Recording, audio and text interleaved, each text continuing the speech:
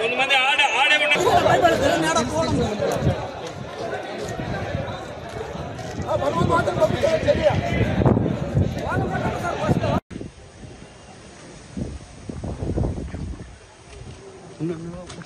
Please.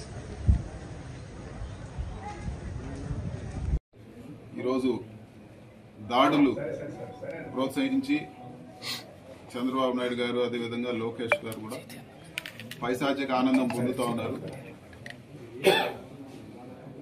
నిన్న వినుకొండలో నడి రోడ్లో చేతులు నరికేసి వైఎస్ఆర్సీపీ లీడర్ని చంపేయడం జరిగింది. అదేవిధంగా ఇప్పటికే చాలా మర్డర్లు జరిగాయి, చాలా చోట్ల గొడవలు జరుగుతున్నాయి. పుంగునూరు నియోజకవర్గంలో రాజకీయంగా అక్కసు పట్టలేక రాజకీయ కక్షతో ప్రశాంతంగా ఉన్న పుంగునూరు నియోజకవర్గంలో కార్యకర్తల ఇల్లులు నేలమట్టం చేశారు, ఆస్తులు ధ్వంసం చేశారు, ప్రభుత్వ ఆస్తులు డ్యామేజ్ చేశారు, ఎంతమందినో గాయపరిచారు. అదేవిధంగా ఒక ప్రజాప్రతినిధిగా ఎంపీగా ఇక్కడ ప్రశాంతమైన పుంగునూరులో ఈరోజు ప్రజల దగ్గరకు వస్తే కావాలని అడ్డుకొని కావాలనే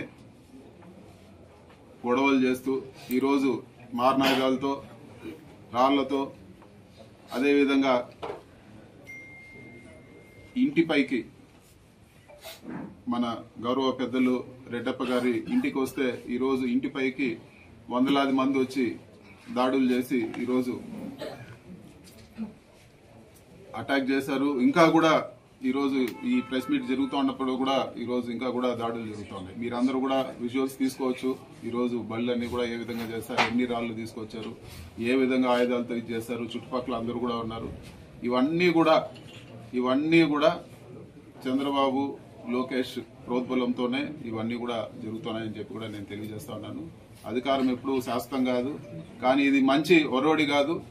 ఈరోజు సగం మంది వచ్చిన తెలుగుదేశం నాయకుల్లో సగం మంది ఇది వరకు పనులు చేసుకున్న వాళ్ళే, ఇది వరకు వచ్చి సహాయాలు పొందిన వాళ్ళే.